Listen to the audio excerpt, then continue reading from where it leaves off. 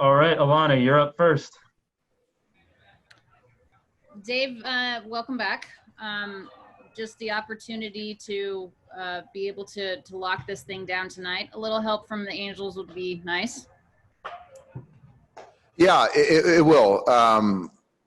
I thought, you mentioned it a couple days ago. The series, the road trip was very productive, successful.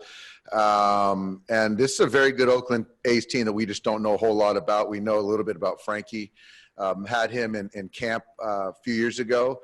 But we got to go out there and play good baseball. And ultimately the goal is to clinch. But whether it's tonight, tomorrow, remains to be seen. But I'm just focused on us, having a good game of baseball tonight. They've clinched a postseason berth as well. What makes them so dangerous? They're just on the offensive side, they're a bunch of guys that really take professional bats. They spoil pitches. They run the bases really well. It's a fundamentally sound team. They defend, and they can really pitch. So those guys, there's 4 guys at the back end of the bullpen that have been lights out, and they've got some good arms. You get Jock Pederson back off of the family medical emergency list. He's there as your DH. What do you need to see from him tonight? So it's just Jock not trying to do too much. He's been taking at bats over the last few days here at the ballpark while we were away.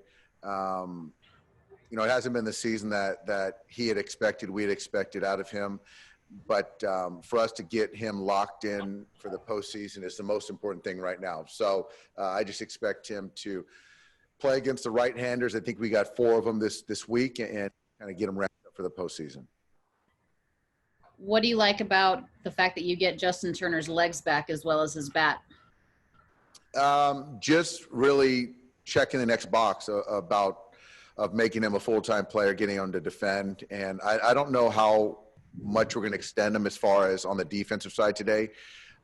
Whether it's 3 at bats, 5, 6 innings, something like that. I don't really see him playing all 9. Okay. And at some point inserting Eddie Rios to then get Justin back in there tomorrow night to play third base as well.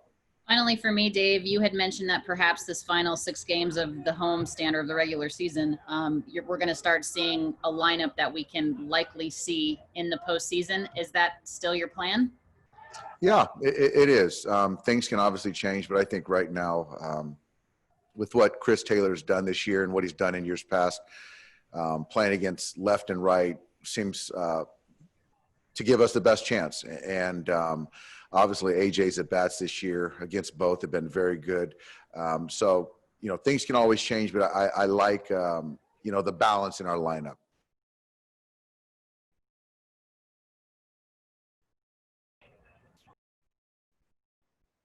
Next question is from Dave Assay. Go ahead. Hey, Dave. Hi, Dave. I was curious whether or not tonight and tomorrow, Julio and Dustin, respectively, are they going to be abbreviated starts more than usual? How do you plan on mapping this out for the starters the rest of the week? I think for both those guys, I don't see us abbreviating either one tonight or tomorrow. Now when you're talking about this potentially being Julio's last start, how we use them after that remains to be seen for the rest of the season. But as far as Dustin, I see him taking a regular start and then a start on Sunday. That's more the conversation. Have you internally had any discussions about how you plan on using Julio after tomorrow? No, I think a little bit. It's more of having Julio be a part of the conversation as far as, how we want to use him, what he feels comfortable with, what is best for us. And I think that he's earned the right to just be a part of that conversation. So, he's all in for whatever we decide going forward, but I like keeping him involved. But, as a starter, he continues to get better for me in the last couple turns. And then as a reliever, we've seen that where in short spurts, inning or 2, to then come back and pitch a day or 2 later, the value of that. So, we have some good options. Next question is from Mario Castillo. Go ahead. Dave, just going back to the lineup, you mentioned Chris Taylor and A.J. Pollock against left and right. Montes, Frankie has a pretty drastic splits, particularly this season. I'm just wondering do you envision, I guess, maybe not adjusting left against right as much in the postseason as you have in the past with these lineups? That's fair, yeah, and that's still kind of contingent upon performance. But I think that if you look at the guys in the lineup,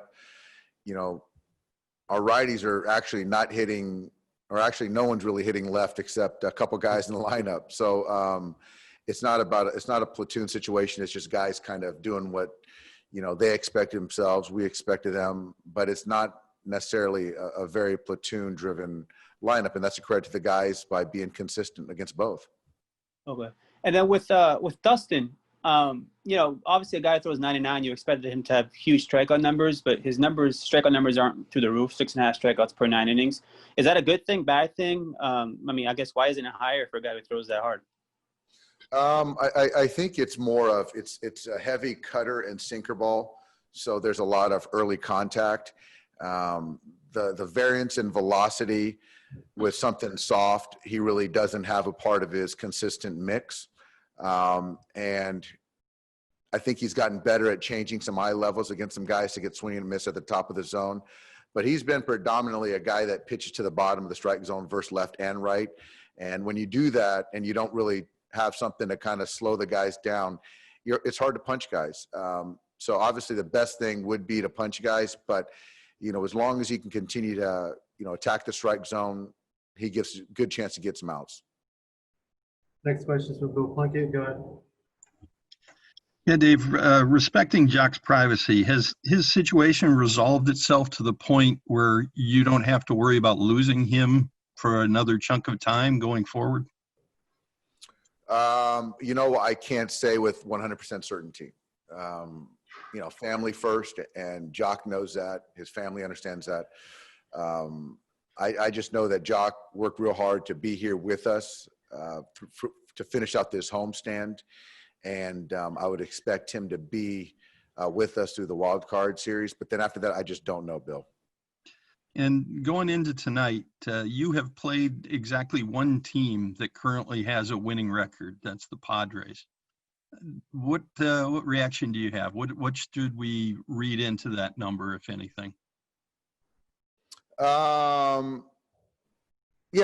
I don't think there should be a lot to be read into that, because I think if you look around at the National League itself, which, we're playing just within our division and kind of geographics to the American League, the National League in particular, there's a lot of teams that are a couple games within each other. So that number of below 500, I think could change in a couple days.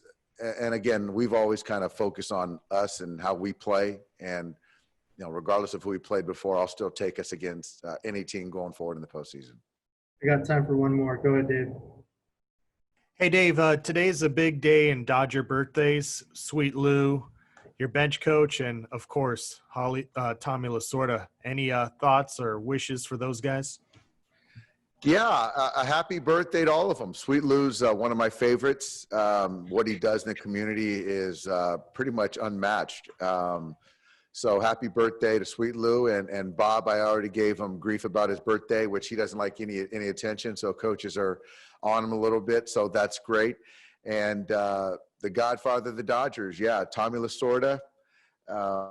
I should give him a call today and wish him a happy birthday. So I wish I could put my arms around him, but I know he's going to be with us in spirit tonight.